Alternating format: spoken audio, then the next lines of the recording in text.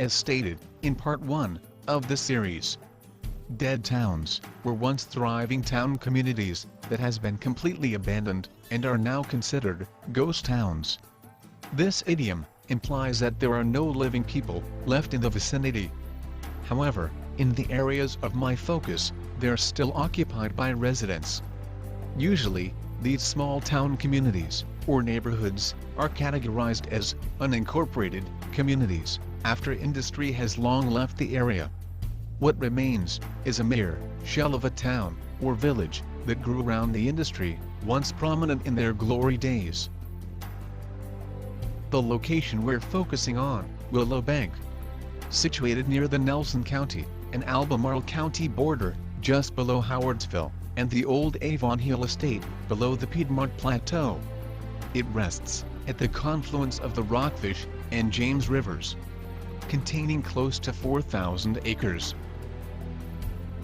During different time frames, this massive-sized acreage of land, though divided up into various sized land plats, were distributed among various family lines, then owned by the Howard, Cabell, Lewis, Spencer, Mosley, and Bowling families, dating back to 1730. To fully comprehend and understand the lay of the land within this region of the Piedmont, in this era in time, we'll need to refer to the diary of Nathaniel Francis Cabell of Old Warminster. He writes, "In this part of the valley of the James River, which is now, or has been occupied by the Cabells, was, when settled by their ancestor, a wilderness, and the river itself, in this part of its course, of no use for transportation of produce or merchandise. To prepare the land for cultivation, as profitable as it is at present, and render the scene as eligible for residence as it is now regarded, has required the labor of generations.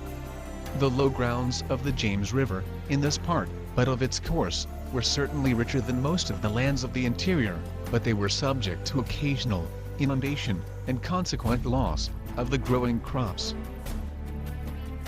The river itself, in no long time, was used for the conveyance of produce to market and merchandise to the planter, and this navigation, at first imperfect, was afterwards improved and used to advantage for many years before it was substituted by the canal we now have, and which in its kind leave nothing to be desired.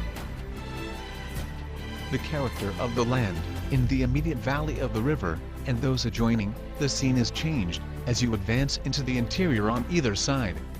On the south side, or parallel with its right bank, is a belt known as the Barrens of Buckingham, which varies in breadth from 5 to 7 miles or more, presenting in its lower half a level and almost uniform surface of heretofore hopeless sterility, or valuable only for the forest, which repeated fires have not been able to destroy.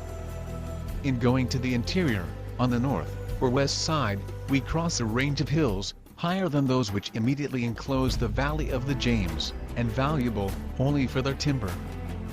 Beyond the Ty River, these hills approach the river and rise to the height of mountains, extending in a continued range to Lynchburg, and known as the Buffalo Ridge.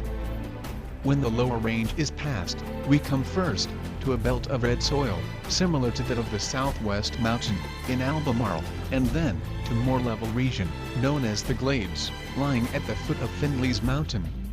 This district, being watered by small streams, presents many desirable spots for settlement, though as a whole, inferior to those on the river. This old town village of Willow Bank, apparently, derives its name from an estate home owned by the Lewis family.